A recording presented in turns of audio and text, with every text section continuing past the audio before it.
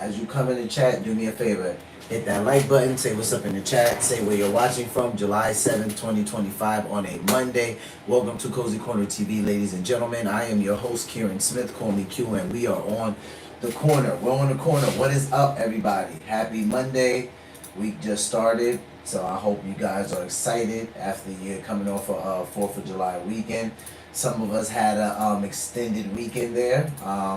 I know I necessarily did not, but today I did get a chance to work from home. So that's always a little nicer than having to go into the office. With that being said, guys, we are going to jump right into the clips I have for tonight. Not long clips at all. Let's see. Yeah, I would probably add about like 36 minutes worth of news clips that I want to get us into. So as an advocate for mental health and wellness here on the channel, I like to say make sure you're grounded or regulated before you take this news in. Why? Because news can be triggering. So if you are not grounded or regulated at the moment, come back later. But if you are, welcome to the daily live stream. All right, guys. So I got to be fair here on the channel. I like to talk about balance and fairness all the time on the channel. I have a lot of people, a lot of my returning viewers, my subscribers say, hey Q, you seem to lean extremely conservative, and I would say they're probably not lying. But with that being said, because I grew up in a very liberal household, a very democratic household and family, I am able to sit in the tension of two sides. It doesn't drive me crazy. I can sometimes agree with Democrats. I can sometimes agree with Republicans, and I do not lose my mind. Some people tend to. I'm not one of them. So with that being said, I have reacted to the Amazing Lucas here on the channel before. I haven't done it too often, so you guys might not be that familiar with him, but the Amazing Lucas, he does have 516,000 subscribers, so it's kind of like, if you don't know who he is, you just probably aren't a part of his fan base because he has one. I've been watching Lucas for a couple of years now. Lucas, at one point, he talks about it on his channel, how he used to lean very conservative. I believe he would say maybe at one point he was even more on the Republican side, but more on the Democratic side. It's been like that for some time from what I can see and understand. And I think that he has a pretty good perspective on things, you know, based on where he's coming from, right? So because I can sit in that tension, hey, just because he has some ideas that seem to be more liberal, I don't think that means I can't ever agree with a person. So that doesn't keep me from their content. I like the Amazing Lucas. I think he articulates himself well. He opens up his channel 2 days a week to like live, I don't want to say debate, but you can talk to him. You can go back and forth with him. And I always say people who do that always gain my respect because they're willing to sit in that tension versus people who run from it, right? So we're going to react to the Amazing Lucas. Yes, while it may seem I lean a lot more conservative on my channel, there are some democratic, liberal, more independent things that I do watch from time to time. He's one of them, and he covered Vivek Ramaswamy attacked by his own supporters on July 4th. This is why I had to grab this because I just thought this was hilarious. Sometimes people think that I can't see both sides of the spectrum because they might see me react to people like a Charlie Kirk or a Ben Shapiro or something like that. But I always say, no, it doesn't mean that. I just might lean towards the people I'm more drawn to watching at the moment or the season I'm at in life. But there are other people that I do watch and other content that I take in. So I wanted us to take a look at this. I thought Lucas did a great job covering this content. He had a lot of tweets, a lot of things from Truth Social, where, man, a lot of MAGA supporters and other supporters who weren't a part of MAGA were just saying the craziest stuff to Vivek when he had posted pictures of him and his family on 4th of July. I mean, they were saying things like, I don't see any American citizens in this picture. It was pretty wild. So we're going to cover that with the Amazing Lucas. We'll switch gears and go over to Charlie Kirk. Shout out to Charlie Kirk. Byron Donalds confirms the backdoor effort for a mass amnesty. So we're going to take a look at what Byron Donalds has to say about that, currently running for governor of Florida. Wishing Byron Donalds the best with that. Then we'll switch gears and we'll go over to Bill O'Reilly. Shout out to Bill. He covered large majority of the press is lying. Bill O'Reilly slams big, beautiful Bill media coverage. So Bill O'Reilly has not been appreciative of how the mainstream media has been covering President Trump and the passing of this big, beautiful bill. That's not surprising. Mainstream media is not very honest. So Bill O'Reilly is going to tell us what he has gathered the mainstream media exactly is lying about when it pertains to the bill. And then we'll close the live stream out with a clip from Face the Nation. Representative Tom Suzy says Zoran Mamdani tapped into the same thing Donald Trump tapped into. I thought that was extremely interesting with Zoran being on the Democratic side, extremely, some people say an extreme far leftist. So let's take a look at what Face the Nation has to say about him tapping into the same thing Donald Trump has tapped into. All right, guys. So with that being said, we're going to go ahead and start the live stream for the night. First up, we got the amazing Lucas. Shout out to him. Vivek Ramaswamy attacked by his own supporters on July 4th. Let's take a listen. Oh my goodness. So one thing I've talked about before is how immigrants who are looking to come here to the country and get a quick buck, what they usually tend to cater to is the lowest common denominator here in the country, and that is white ignorance, specifically of the Republican Party. And the reason why is, first off, because they're low IQ, they're a uneducated group of people, so you don't have to worry about them fact checking you or calling you out on your BS. Two, they're already polarized. You have many of them watching Fox News who is telling them, anti-black propaganda, despite them losing one of the biggest lawsuits for defamation, okay, due to lying about the election. So it's just like, okay, you're dumb, you're already polarized. So the narrative just has to be, America is great, black people bad, Democrats are Democrats. That's it. That's all you have to do. And then lastly, they got money. A lot of the boomers who are part of the white ignorant class of the Republican Party, they have money. And we see this time and time again. We saw how Trump, as far as exploited them when it came to Stop the Steal Fund. That money didn't go to anywhere. It went to his debt. But these, the boomer dumb class, the white ignorants are just like, well, we gotta stop the steal. That's what we're gonna do. That's what's gonna happen. Brandon, shout out to you. TT Muscles. So it's What's up? Shout out to you. Thanks for visiting. Because it's a landscape of stupidity. It just is what it is. So the immigrants come here. Shout out to you. DKE, shout out to you. David, shout out to you. Such as, Lieutenant Governor of Virginia, who was talking about, hey, black people need to get over slavery.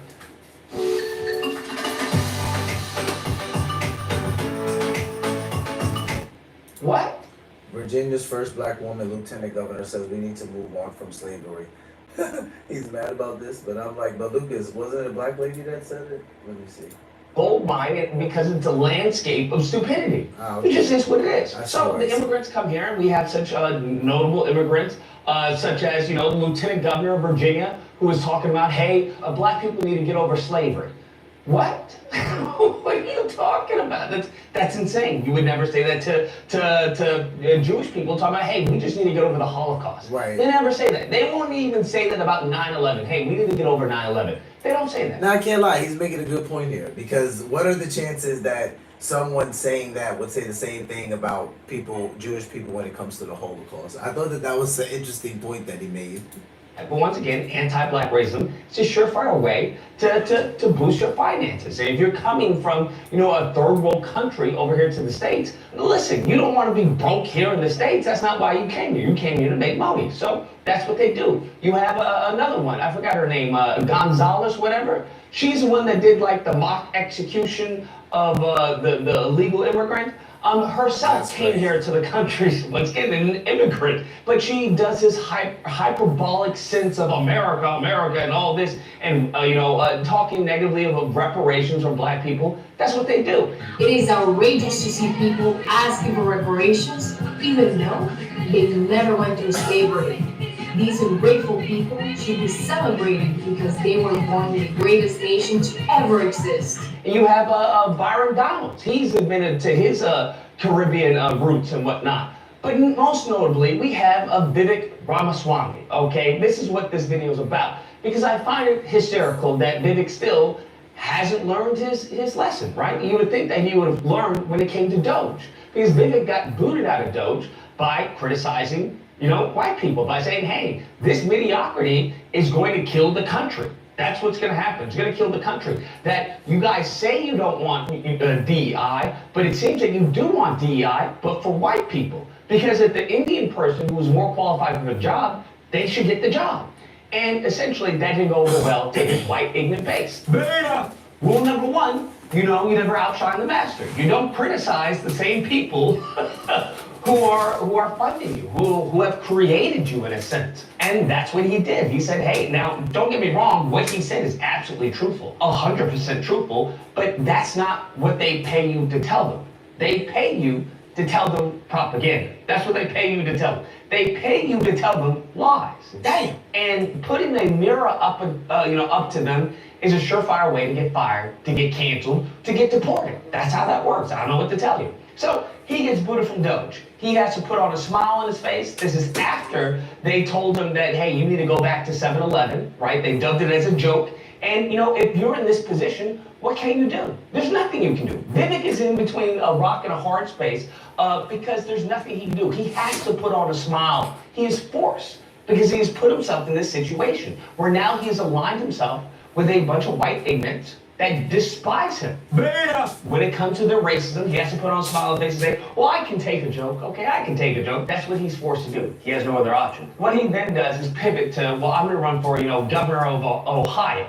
Okay, let's see how that goes, right? So random, governor of Ohio. And you see this also, once again, with the other immigrant, Byron Donalds. Well, I'm going to run for, governor of Florida. Okay, all right. Vivek puts out a post for 4th of July, right? And he puts out a post with his, his wife and his 2 kids, and it's like, happy 4th of July. It's a harmless, post.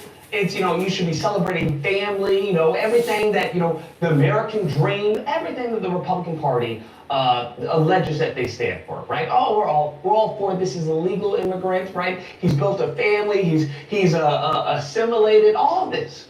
And as I've said time and time again, that's not what they want. That is not what they want at all. So you have to understand that these people, as the scripture says, come here to kill, steal, and destroy. They're a lineage of evil. And you aligning yourself with the lineage of... This is where I thought it was hilarious, because the scripture doesn't say that about people. It actually says that about the devil. But I just thought it was interesting how he said, because they're a lineage of evil, they come to kill, steal, and destroy. And I'm like, okay, well, scripture actually doesn't say that about people. But I can understand, because Lucas could then, someone can push back and say, well, what about people who just do pure wickedness, or people who are not saved? Well, they're not saved, yeah, sure. In that matter, like, yeah, he definitely has some footing to say it to that degree. But it's not just that people come to steal, kill, and destroy. That is the enemy, is the way scripture describes it. Evil doesn't make them less evil. Wake up, nigga. It just makes you a puppet, right? It makes you a means to an end, because they will use you until they can, and then they'll, discard of you. That's what will happen. So if you look at his post is filled with a bunch of people saying, hey, I don't see any Americans in this photo. Which is crazy. There are no Americans in this photo. Hey, you should go back to India. There are some saying, oh, I do. They are saying his post is filled with a bunch of people saying, hey, I don't see any Americans in this photo. Go back to India. You're done here. There are no Americans in this photo. Hey, you should go back. You should celebrate with your family in Gujarat or Mumbai.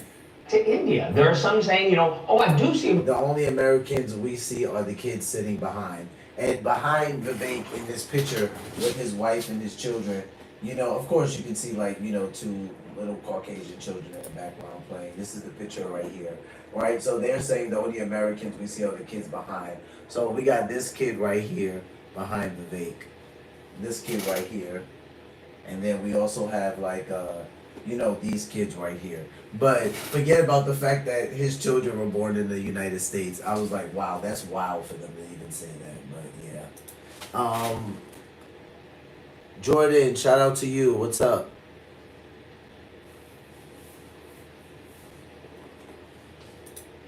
The issues and the racism that was going on in this country, you decide to malign us. You decide, what the heck they meant by SAR. But apparently, Americans, you're not American. With the lineage, that's what will happen. So if you look at his post is filled with a bunch of people saying, hey, I don't see any Americans in this photo. There are no Americans in this photo. Hey, you should go back to India. There are some saying, oh, I do see Americans in this photo. And apparently there's 2 white kids on the edge of the photo. They're like, hey, those are the Americans. You're not American. If you only list your vacation home on Yeah, that was pretty wild.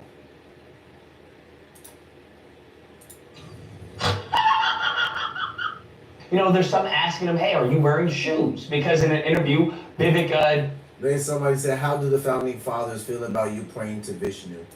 Vivek Ramaswamy, he chose not to wear shoes in an interview, and that rubbed people the wrong way. So it's just a bunch of racist comments all throughout the post. There was one saying that, hey, SAR, you should get out of here and go back to India. Now, I didn't know what the heck they meant by SAR, but apparently SAR is get out of here and go back to India. Now, I didn't know what the...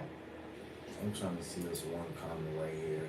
Biggest leper ever. It meant by SAR, but apparently...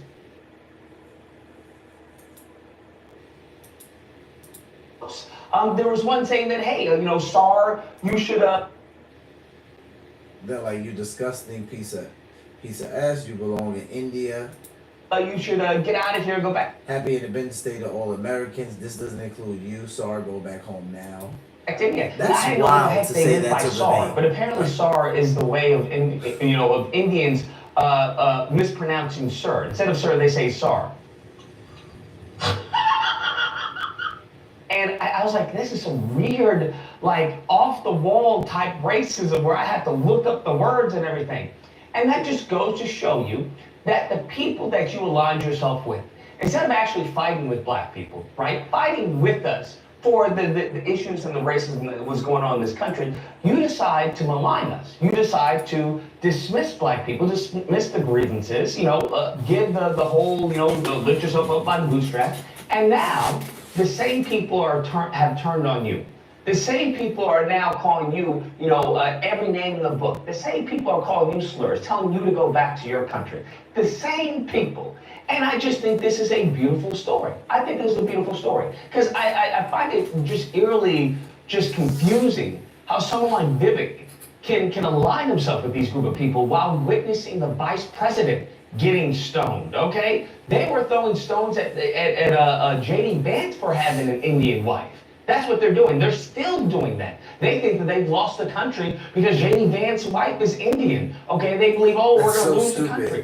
Boy, that escalated quickly. Yeah. These ignorants, giving them a voice was exactly what Trump did. He weaponized the ignorance. That's what he did. Instead of most of them just saying, hey, we just need you to come out for one day and, we don't agree with you, Trump was like, no, you guys are the people. You guys are the voice of the world and everything. And he gaslit them. That's what he did.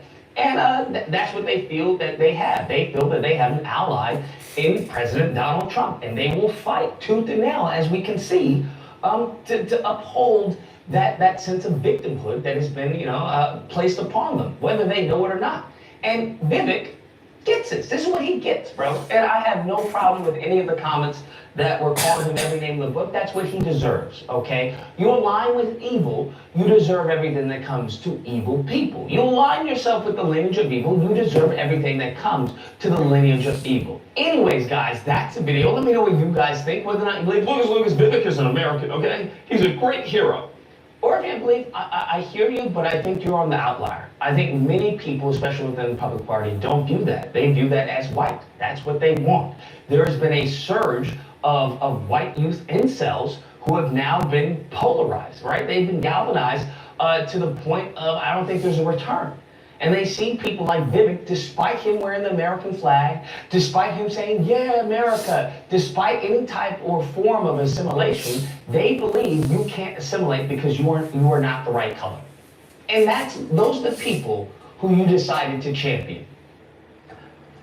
The joke's on you, I guess. Anyways, if you happen to disagree, you know where to find me. Thursday through Saturday, there will be disagreement day. There'll be a number on screen. You call in, we duke it out. Otherwise, I hope you guys enjoyed the video. If you did, please feel free to like, share, comment. Let me know what you guys think about this. And subscribe. And that fun stuff. So next time, guys, be amazing. Shout out to Lucas. Yo, I appreciate Lucas. Like I said, fairness, balance is big for me on this channel. So some people might say, you don't usually look at content like Lucas. I do. I just might not always show it to you guys. But because my biggest thing is bringing the news, us not going to the polls ignorant, us taking a look at the news every day to see what's going on out there. These are the reasons why the channel simply exists. So I'm not gonna not play people that are from, I guess what some people would say, the other side, just simply because I don't agree 100% with them. I think that that's crazy. We can agree to disagree as adults and still get along, still be friends, still not be friends, whatever, right? So I can appreciate a lot of the things Lucas is saying, because it's not like this stuff doesn't exist. Like, some people, they will feel offended just because I can sit in attention of when Lucas talks about, don't outshine the master, right? Like, don't come for the people who created you. Like, don't overshadow these people. I could say, if someone was to ask me, do you really think there's some type of underlining thing like that in America, like, where it comes to someone who's not white? I could say, sure, why not? There's certain types of people that are like that. They're not all white people that are like that, but there are certain types of white people that are like that. This is why there are some people that believe in like a pure state, and I've said, like, who cares? Like, walking in the spirit of fence is not going to stop someone who wants a white pure state to want it. Just because you're offended doesn't mean they're not going to have a desire for that. You have some people who they're like that. That's the type of person that they are. We're all different people. So if that's what they want, then okay, that's what they want. I don't care. Just like if there were Mexican people that were all legals here in the United States, and they're like, well, we want this part of California to be all Mexicans. What class of American people you think are going to disagree with that the most? It's not going to be black people. When you have, let's just say, hoods in urban neighborhoods in certain areas of like Chicago, New York, and wherever have you, like certain bad parts of Florida, certain parts of California. They're not gonna care about that. There's gonna be a certain class or group of people that's gonna care about that. But I always say, why care about it at all? If you're a legal citizen and this is the way you feel and this is what you want in your country, it's like, literally, who cares? But I can look at it like that without walking in the spirit of offense. Other people will be like, oh no, hell no, I'll never go for that. All right, like literally, you literally have a Confederate meeting that takes place in Tennessee every single year. And this meeting, they literally meet there and they talk about everything being just a pure white state one day. I've covered that meeting and I literally went on the record to tell people you should not care about this. If this is the way this group of people thinks and that's what they want, is so what? Like, you shouldn't care about this. You don't have to be overly offended about this. But you can't change what bothers people. You can't. That just doesn't happen to bother me. Just like if there were like tons of black people that were like, we want this part of Alabama to belong only to black people. Knock yourself out. Like, I'm not gonna live there because I don't live down south. But still, like, it doesn't bother me. But you have people that these things get to them. So yes, just because I tend to lean more conservative doesn't mean I'm not aware of other things or I can't see other things. They just don't bother me, to the point where I feel like I have to dismiss myself from an entire group of people because I'm so offended. I just think that's a little bit ridiculous. I'm right there with you. Vote for your shut. What's up, Jordan? Shout out to you. Yes, there is, but there's also Mexicans, Blacks, South Americans. It is all BS. Like, I mean, at the end of the day, if we're all legals, we're all Americans anyway, but still, I can back certain races having certain communities. I'll die for your right for that. Yeah, and I appreciate you saying that, Jordan, but in all honesty, it's the same thing when you have a group of white people that get people's feathers ruffled, and these group of white people say they want something like a pure state. You have people that literally lose their mind over that, and they're like, I can't believe this racism still exists. I'm like, dude, America is like 75% European. What are we talking about? Like, if there's a group of white people that deem themselves as racist, maybe they're not. Maybe they're just like, we want to be around only white people. Great, knock yourself out. We act like in Spanish countries, like, people aren't surrounded around mostly the type of people that live in the country. This is literally not a big deal. But some people are just so offended by it, and they can't sit in the tension of what a Democrat thinks, what a Republican thinks. Listen, all of that doesn't bother me. I don't care about any of that. I care about sitting down and having conversations with people, right? If you sit down and you have conversations with people that are alive and have opinions, you're going to have a difference in opinions. That just is what it is. All right, guys, so we're going to switch gears and we're going to go over to Charlie Kirk now. Two very opposite ends of the spectrum, but shout out to the amazing Lucas. I'm actually going to react to some more things by Lucas on here throughout the week, just so you guys can get someone else that I watch maybe off camera that I don't bring to you all of the time, but who I think he's pretty balanced. Remember, Lucas used to be more on the conservative side, Republican side, but he switched throughout the years, which he has the right to do that. Anyone can switch parties if they want. I don't care about that either. I'm the type of white person that deserves to have their opinion. I think everybody does, and that's what I'm saying. Like, it doesn't matter to me if there's a certain type of legal, maybe there's a certain type of, I don't know, like, there's plenty of Indian people that come to America and gain their citizenship. You know how many of them go into communities and then you go through that community, and almost everyone in that community or apartment complex or housing complex is Indian. I see that all of the time. I don't go through there with signs like "This is America." I really don't care. But there are some people that they can't stand things like that. All right, guys. So we got Charlie Kirk. Byron Donalds confirmed the backdoor effort for mass amnesty, which this is not good.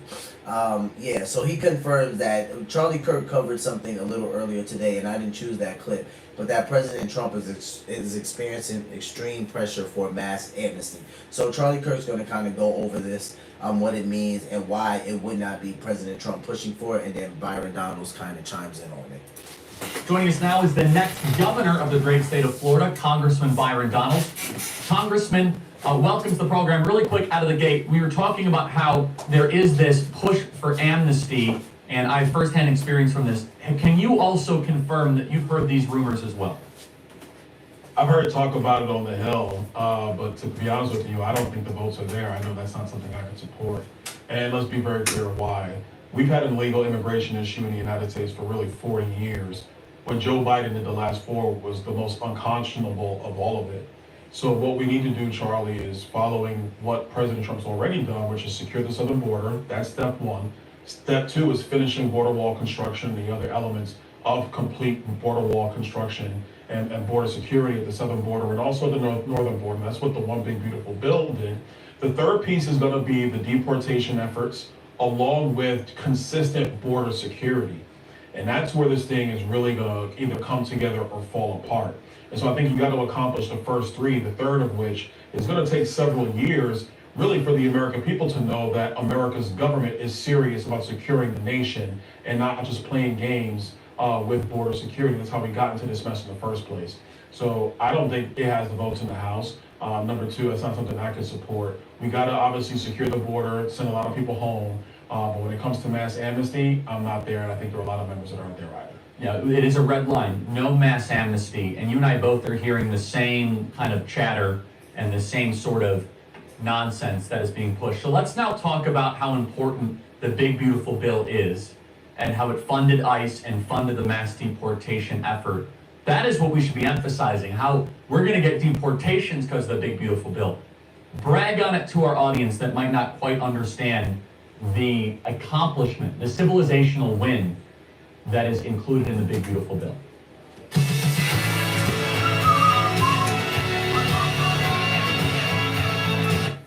Well, I'll go back to border security before I get to the tax pieces.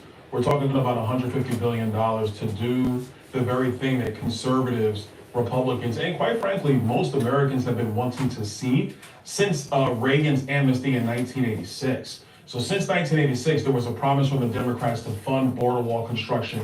They reneged on that deal.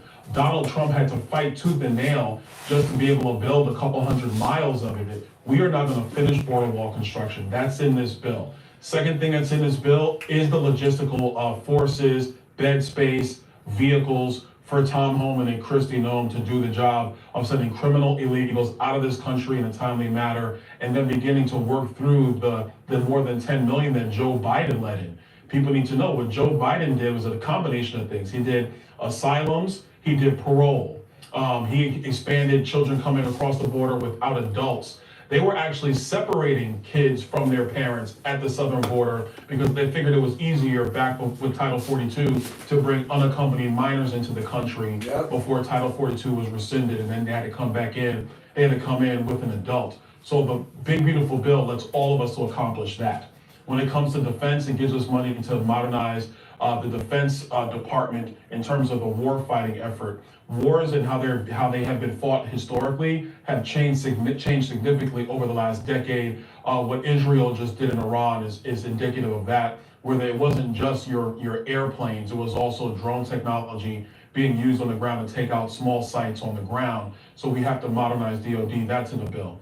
There is provisions in there about being able to become energy dominant, drill, baby, drill, like the president likes to talk about. That's going to mean a lot for the future of our energy security. And then when it comes to tax policy, this is the largest middle-class tax cut in American history. What we did at the top rates is we kept those consistent. So your top earners just have consistent policy back from 2017. That's great stuff in tax policy. But with the new stuff, no tax on tips, no tax on overtime, no tax, I believe it's on the first, there's an additional $6,000 tax credit for Social Security benefits that helps seniors on the bottom end of the income ladder, working families, middle-class families.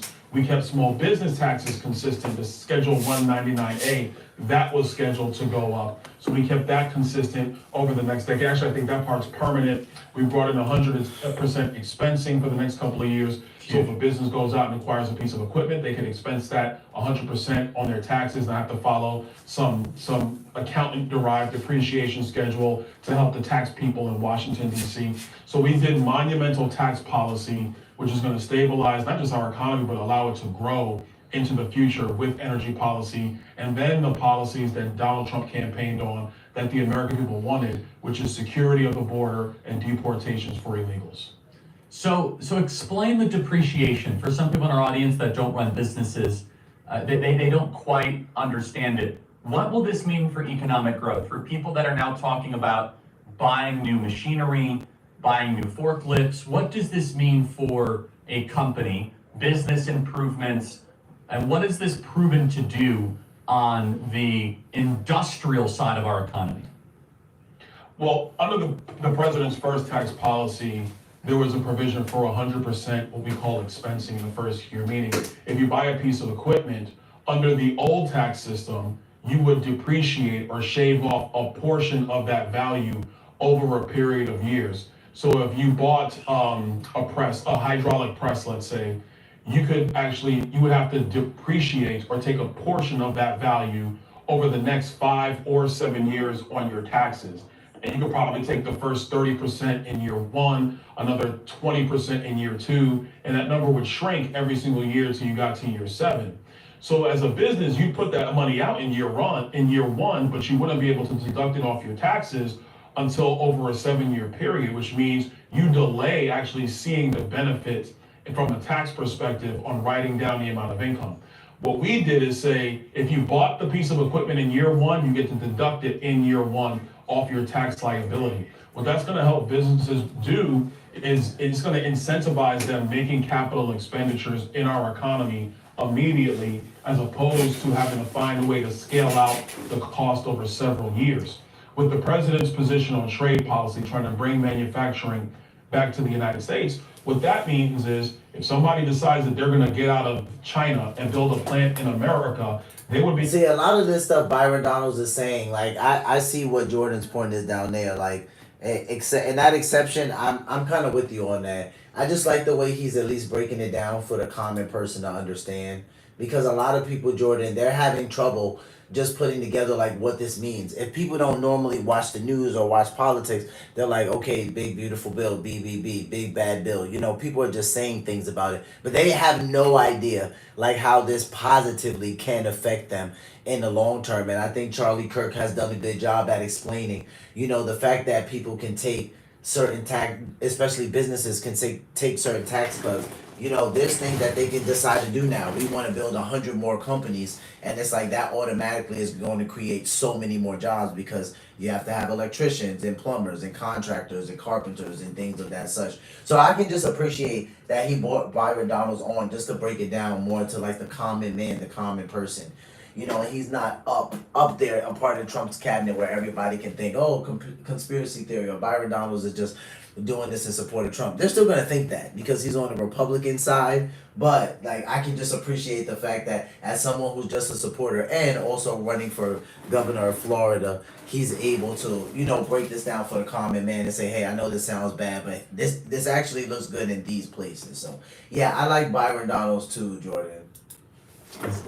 They don't quite understand it. What will this mean for economic growth? For people that are now talking about buying new machinery, buying new forklifts, what does this mean for a company, business improvements, and what is this proven to do on the industrial side of our economy? Well, under the president's first tax policy, there was a provision for 100% what we call expensing in the first year, meaning if you buy a piece of equipment, under the old tax system, you would depreciate or shave off a portion of that value over a period of years. So if you bought a hydraulic press, let's say, you would have to depreciate or take a portion of that value over the next 5 or 7 years on your taxes. And you could probably take the first 30% in year one, another 20% in year two, and that number would shrink every single year until you got to year 7.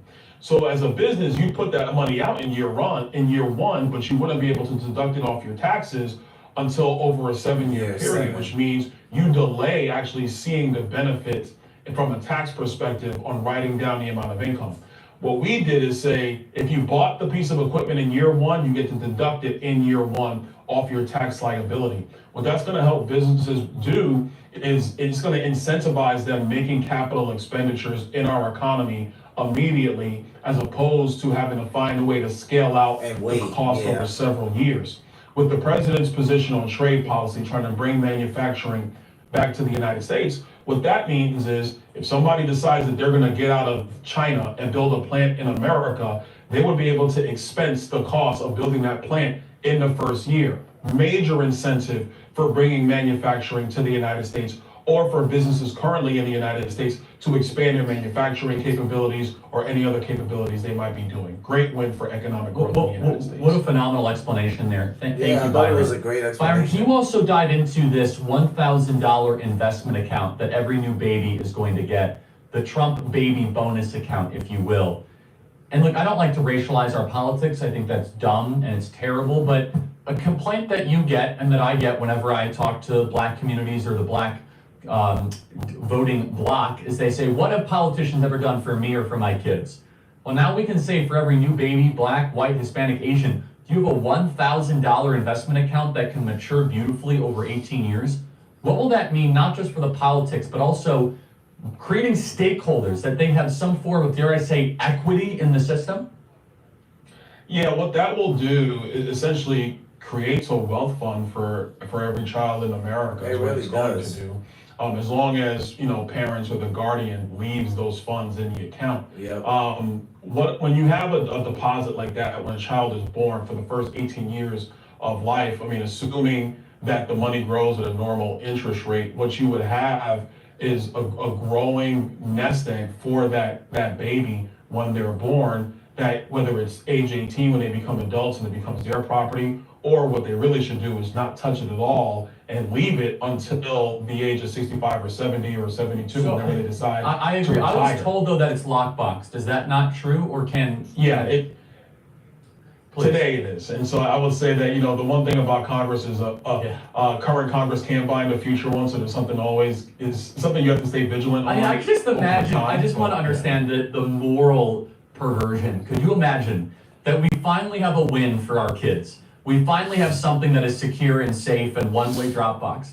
And some degenerate Congress in the future will be like, hey, now parents can access it. So we can further rob our kids of their future. So I'm glad you put that caveat on it. But the way it's written right now, parents can access it. Is that right?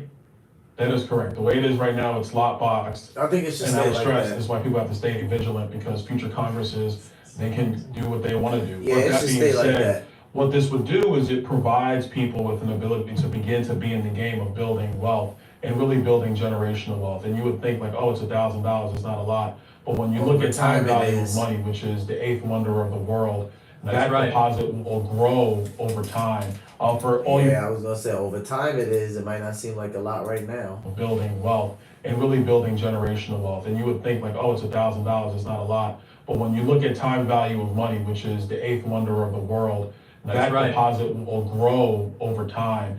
For all your listeners in finance, it's called the rule of 72. The rule of 72 is that if your money earns 7.2% over a decade, it doubles over that decade. The converse is also true. If your money owns 10% over every 7.2 years, it doubles. So your 1,000 theoretically can go to 2,000 to 4,000 to 8,000. And that doesn't say anything against the parents or that individual child deciding to open up other investment accounts and making other deposits as well. Like my son is 21, just started his job last week. The thing we talked to him about is start saving now, just put it away, because trust me, by the time you start getting into your 60s, it'll be a major pot of money, a couple $1 million actually, when you sit back and look at all the stuff you did.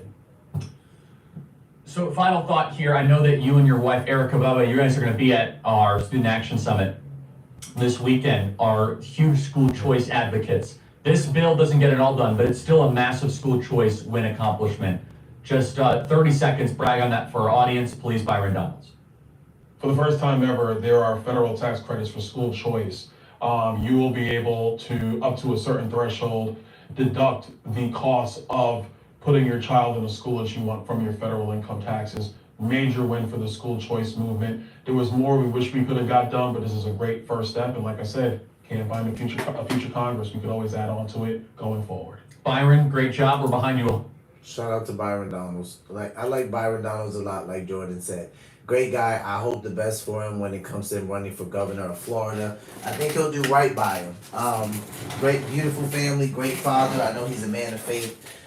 And I like Byron Donalds. You know, he's very much to the point. He doesn't give a lot of fluff. He doesn't dance around a lot of things, you know. And man, when people are disrespectful towards him, he handles himself very well. So I have a lot of admiration for Byron Donalds. I wish him well in running for governor. I like that he talked about, you know, the $1,000 baby account, where he said, you know, I know it might not seem like a lot, but, you know, given the money time to sit there and the value growing over time, this was something that literally, like, I tried to teach myself in my younger years. I grasped it somewhat, but as I got older and I got a mentor like he, especially in the last almost a little over half a decade, he has really been like just this most blessed whispered in my ear as to how to navigate and think about money and where to put it and why I'm putting it there and what's the reasoning for me putting it there, and just really has enhanced my financial literacy.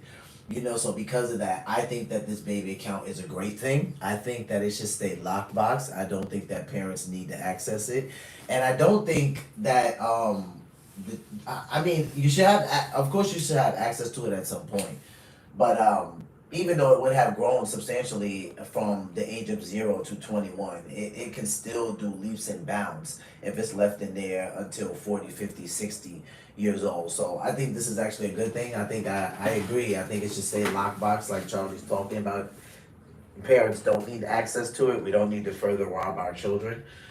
Yeah, this is actually a W, you know, but let's see how this plays out over the years to come, because you can have some congressmen come in there and just like kind of jack it all up and just say, yeah, you know, after 15 years or after at the age of 21 or whatever, and just completely mess it up. So I'm hoping that really doesn't happen. I like to stance on mass amnesty. I knew Byron Donalds wouldn't before that. He said it's not something that he thinks he can get behind and support, nor did I think he would. So, you know, we know President Trump is being pushed to do this. We know the same thing was going on with President Biden's administration. It doesn't work. It ends bad. It's not very possible, not in that mass form. And I mean massive. So let's just see. You know, we'll follow that and see what they mean by mass, but we'll keep an eye on that. All right, guys, switching gears, we're going over to Bill O'Reilly. He covered large majority of the press is lying. Bill O'Reilly slams big beautiful bill media coverage. So we know that Bill O'Reilly is vehemently against mainstream media and how they do not tell the truth to the American people. I can appreciate his honesty in his older years and his straightforwardness. So let's take a look at what Bill O'Reilly has to say about the big beautiful bill media coverage. Bill O'Reilly here with a YouTube bonus, and what about this big bill? Now, I'm not going to do a policy thing tonight, or today, whenever you're watching around the world, but I'm going to tell you what exactly is going on in Washington that affects you, the American citizen, or the foreign national, okay? Now, here's what the deal is. You pass a bill, and Trump signs it into law on July 4th. The bill essentially says we're keeping tax brackets the same. We've had it from 2017, Trump's first term.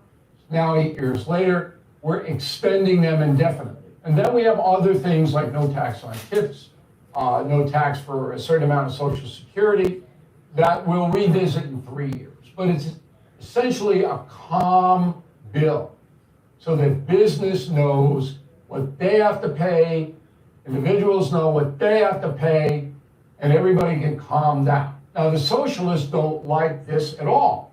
They go, oh, this is a tax cut for the rich. It's a lie. There's no tax cut in the bill. None. Everybody stays the same. The top rate of taxation of income is 38%. Stays the same. Socialists want millionaires, whatever, to pay 60, 70%. So they say if we don't get that, it's a cut. Come on. All right? 40% of American homes do not pay any federal income tax at all. None. 40%. 60% of the workers and achievers handle the rest. Plus, in your state, most likely you have a state tax. California is the highest in the country. New York, where I am, 10%, just about. Oh, we got a little bit of a break in the big bill, but nothing substantial. Connecticut, Maryland. So we're they're all taxed high. a lot. Everything you do is taxed. Renew your license, get the environmental profile, whatever it is. You buy anything is taxed. Sales tax. Now, there are some low tax states like New Hampshire. And some no sales and tax they states. have prospered by having low Like I taxes. think, But across the board, I think Tennessee's America, no every sales time you tax. turn around, you're getting taxed. And they just come up with new ways to invoke more money, take your money. They want your money, they being Washington, D.C. And they waste a lot of it, you know that. That's what Doge was all about. But anyway, this bill, about 80% of the press, that's how much hates Donald Trump. They lied about the bill to the American people. They tried to scare and say, oh, you're getting screwed. The billionaires are getting a cut. It's such a big lie. And let me give you one soundbite. CNN, Treasury Secretary Scott Bessent, and Dana Bash. Roll the tape.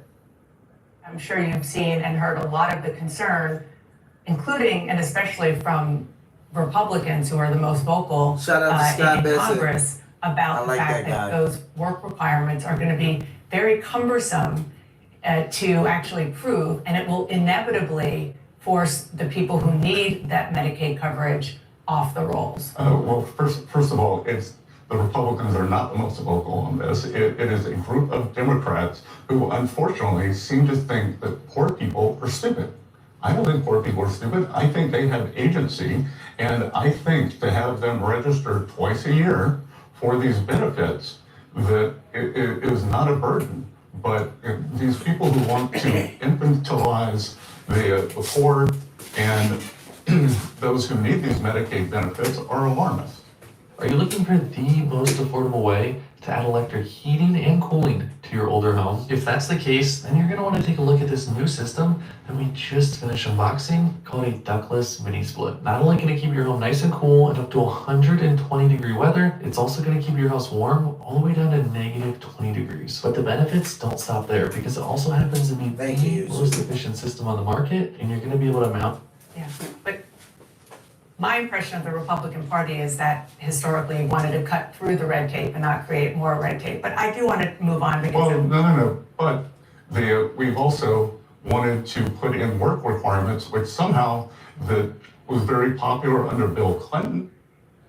All right, so Bash is a liberal, CNN is a liberal network. They hate Trump. They want the progressives in power. And so her questioning is all about, oh, you're going to throw these poor people off the rolls. Babies won't have this, people will die, all of this. It's estimated 9 million people will lose Medicaid coverage in the next 10 years or so, because they will not conform to the new rules. What are the new rules? A, 20 hours a week, you have to either look for a job or volunteer at a place that needs your services. Charity, a church, hospital, whatever it may be, okay? That's not onerous. I work 60 hours. You probably work tons of hours too.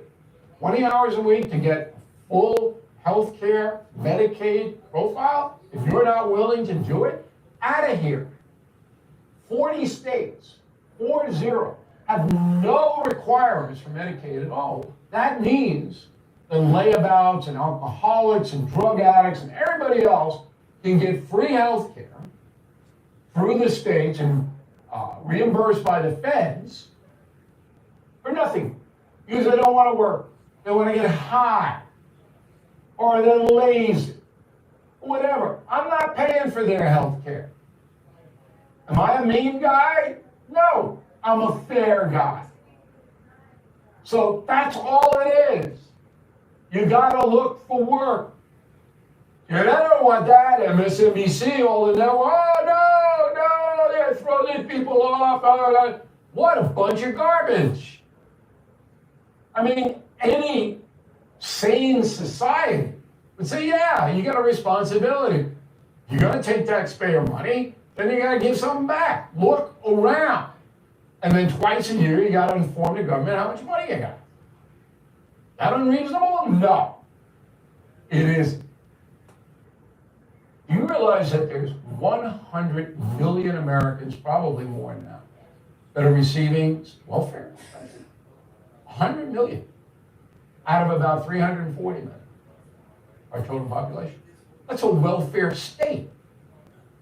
Means tested welfare, that's the health and the food stamps, that's up about 120% in 5 years. 120%. Because people know they can game the system. And we have a $36 trillion debt. So the Trump administration goes, we got to, number one, stop this massive entitlement spending to some degree because we're creating a welfare state. A welfare state inevitably collapses because you don't have, if it's continual, free, but I'm not giving anything back. I just want stuff. That's what happened in Rome. Exactly what happened. Every civilization that has risen and then fallen, has fallen because the citizens of that country or state, whatever it may be, refuse to contribute to it. Yes. Now, I'm not saying that everybody getting welfare is a layabout or lazy. I'm not saying that. Some people are desperate. Some people, are infirm. There is a medical exemption in the bill. If you cannot look for work or volunteer because you are infirm, you don't have to. You gotta get the doctor to certify it. What more can you want? 100 million people get tested welfare. And it's just going up, up, up, up. People figure it out. Hey, I want it. And then the final part of this thing. See, and Bill O'Reilly, he actually makes a really good point here. But you have people that will say, well, I don't want the government to do that, Bill. I don't want the government to make me have to get a certified doctor's note for something like that. Or I don't want the government to, I just want them to give it to me. And you have some people that are taking that position. That's why you are seeing some of the outrage. There is a medical exemption in the bill. Free, but I'm not giving anything back. I just want stuff. Yeah, that's why I wanted to go back, because he made a great point there where he said there is a medical exemption. He's just pointing out that, hey, listen, it's not like they're passing the bill and they're saying people who are infirm are not even able to work. Guess what? Too bad. We're deeming you as lazy. We're taking everything and you're not getting nothing. He's like, there's a medical exemption there. You just have to get a doctor to sign off on it or certify it. Right? But it's that. It's the fact that you're putting a caveat, a stipulation, a prerequisite. People don't like things like that. So that's why you're seeing the outrage. Game the system. And we have a $36 trillion debt. So the Trump administration goes, we got to, number one, stop this massive entitlement spending to some degree because we're creating a welfare state. A welfare state inevitably collapses because you don't have, if it's continual, free, but I'm not giving anything back. I just want stuff. That's what happened in Rome. Exactly what happened. Every civilization that has risen and then fallen has It's fallen because the citizens of that country or state, whatever it may be, refuse to contribute to it. Now, I'm not saying that everybody getting welfare is a layabout or lazy. I'm not saying that. Some people are desperate.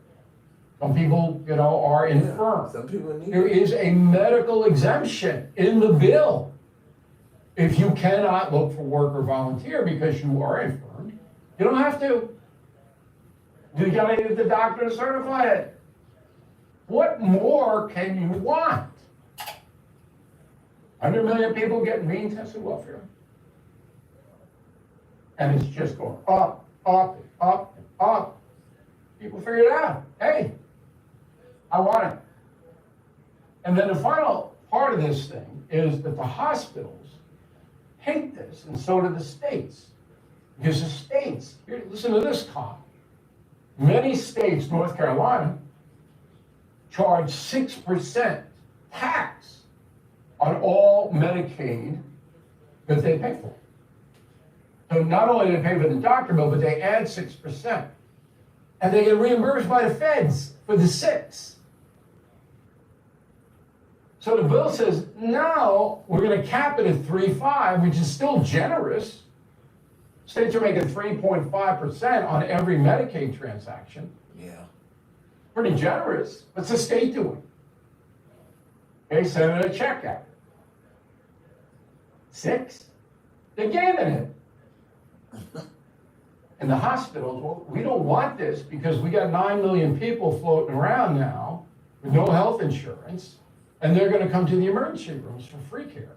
Because remember, if you don't have health insurance, every hospital has to take you in the emergency room and treat whatever you have by law. So I said, oh, no. I kind of feel sorry for the hospitals a little bit there. But I know the states, 40 out of 50 are gaming the system, and I know these 9 million that won't look for work or whatever don't deserve a thing. Bill O'Reilly, thanks for watching this YouTube. Shout out to Bill. So like I said, he made a lot of great points there, There are people out there who do need welfare. And like Bill said, I'm not judging people who need that. There are some people that legitimately need it for lots of different reasons. You know what I mean? Whether it's family, whether it's different situations, whether it's no help in the household. So I've known people that genuinely need it, had not abused it, collected welfare for maybe 6 months to a year, and boom, they were off it and they were gone. And then I know people who have abused the system. So it's the bill does put some things into perspective, and it does put some boundaries up, and I don't think that that's a horrible thing. I don't think it's horrible. I am just hoping that the people that do genuinely need it are the people that get it, and there are not a whole bunch of roadblocks put up around those people, right? Because like I said, I don't shame people who need welfare, right? I don't need welfare, but if someone that I know does need it, or that I don't know does need it, I would hope that, they are able to get it, and it's not like some weird, crazy stipulation that is preventing them from getting it. All right, guys. So with that being said, let's go ahead to Face the Nation. Representative Tom Swoozy says Zoran, my mom Donnie, my apologies, guys, tapped into the same thing Donald Trump tapped into. Let's take a listen. Are you looking for the most affordable way to add electric heating and cooling to your older home? We turn now to New York Democratic Congressman Tom Suozzi. Congressman, thank you so much for your time this morning. Yeah, thanks so much for having me. Well, you just heard from Kevin Hassett. Like President Trump, he said without this bill, it would be one of the greatest tax hikes for the American public. They say it is the greatest tax cut in American history. You sit on the Ways and Means Committee, so I have to wonder how you describe it.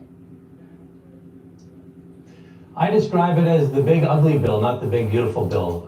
It's going to do a lot of things that are going to hurt a lot of people in our country. The biggest one, which you talked about with Mr. Hassett, is increase the deficit enormously in the country. And what that does is that creates inflation, that keeps interest rates high, that makes it hard for people to buy a home, makes it hard for them to borrow money to do the things that they want to do. In addition, it's going to knock a bunch of people off of health care. We know the Republicans have tried for a decade to undo the Affordable Care Act, Obamacare. And this is kind of a backdoor way Trump to approved take it. health That's insurance not away true. from people that really need it the most here in our nation. And it's going to cause health insurance costs to go up for a lot of people. One of the president's biggest issues he campaigned on was reducing prices rapidly on day one. We're going to cut the costs. Well, costs are not going down. Inflation is going to be affected by this deficit. Interest rates are going to stay high. And this is going to have a negative impact on health insurance costs for many people in our country. I know that you just brought up Medicaid and potential loss of coverage. What do you say to some Americans who might wonder, well, why should the able-bodied not have to work in order to access Medicaid? Well, you have to understand that 92% of the people that are able to work are currently working, and the 8% that are not are often people that are taking care of disabled children. Remember that 2/3 of the people in nursing homes are on Medicaid. 1/10 of all the veterans in the United States of America are on Medicaid. Medicaid is a lifeline for so many people that are facing such difficult circumstances that we can't even possibly imagine. And why would we be taking health insurance and food benefits away from some of the most needy Americans while we're providing what I believe is an unnecessary tax break for some of the wealthiest Americans? It just doesn't make sense that you're reducing taxes for some of the wealthiest people, hurting some of the lowest income people, while blowing the biggest deficit in the budget that we've had in the history of the country. Those things just don't add up. Well, just last week you said you agree with 75% of what's in this package. That's a pretty significant number. So why isn't it worth the 25% that you don't like? Now, we heard Bill O'Reilly say no one's getting that, right? No one's getting a tax break that is staying the same at 38%. But then we have Face the Nation saying this. And this is the conflicting thing about news, mainstream media. Because those things I just mentioned are so devastating. I like the idea that we're investing more money to secure the border. I like the idea that we're providing tax breaks to lower income folks and hardworking middle class folks and people aspiring to the middle class. I like the idea of providing tax breaks for those folks. But why are we providing, and when the economy is doing as well as it has been over the past several years, why would we be providing a tax decrease, tax breaks for some of the wealthiest Americans in our country while blowing a massive hole in the deficit? Congressman, I want to turn to an op-ed that you wrote in the Wall Street Journal last week saying Zohran Mamdani's win in the New York City's Democratic mayoral primary should be a, quote, loud wake-up call for Democrats. What lessons do you think your party can learn from his campaign? Well, I disagree with Mr. Mamdani. I have to make that very clear that, I'm a democratic capitalist. I'm not a democratic socialist. And, but you have to recognize that he tapped into something.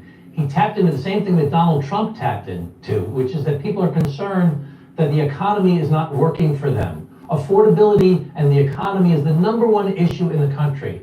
And too often, Democrats are not perceived as being focused on affordability and the economy and the middle class and people aspiring to the middle class and their economic concerns. They see Democrats as being primarily focused on reproductive rights and on LGBT protections, which are important issues, but they're not the issues that people think about every night when they're lying in bed thinking about paying their bills or when they're talking about how they're going to send their kids to school. So Democrats have got to do a better job learning from both Trump and Mamdani, not with their solutions, which I think are wrong, but with the diagnosis of the problem that we're frustrated, we're concerned. Everybody in America, whether you're a right-wing conservative or a left-wing progressive, should believe that in return for working hard, you make enough money so you can live a good life. You can buy a home, you can educate your children, you can pay for your health insurance, you can retire one day without being scared.